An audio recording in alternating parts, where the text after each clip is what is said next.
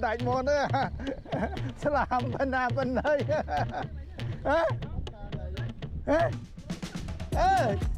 có làm bên nào bên đây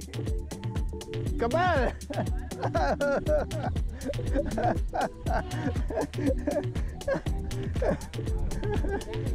các bạn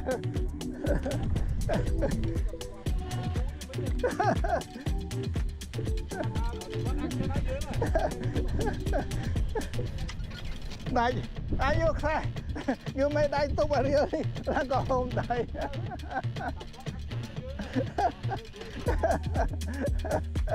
wow.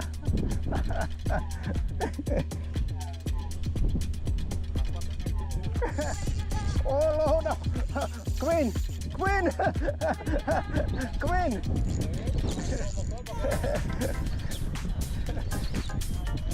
Queen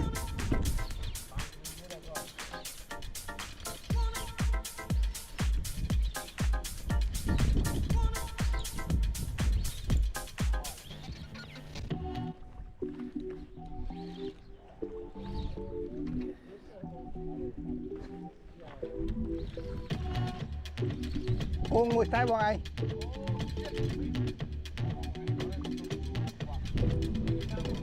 ở đây cô bọn anh phía tay khăn rồi rồi mau với nhé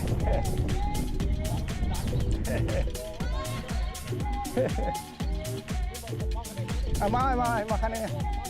ở đây mà khăn nhau anh đi chọc cái kia ở đây phá đây chọc tay bọn anh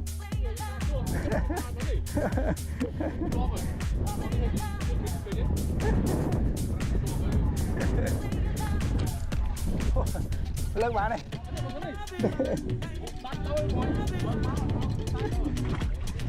Queen chọc tay tin hồn bắt đắt rồi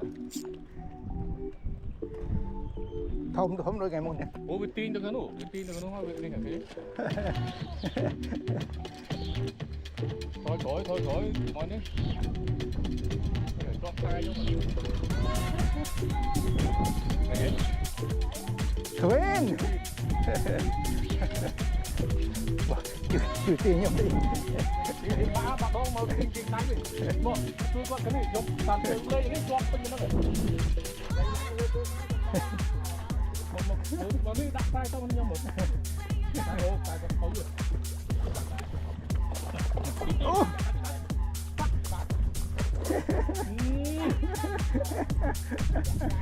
ở đây tiện này đi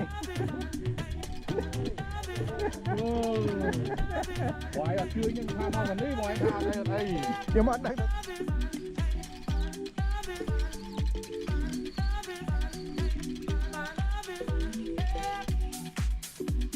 Dream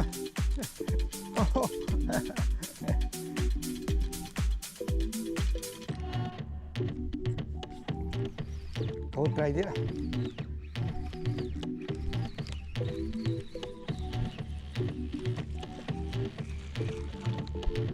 ba vui những ai bông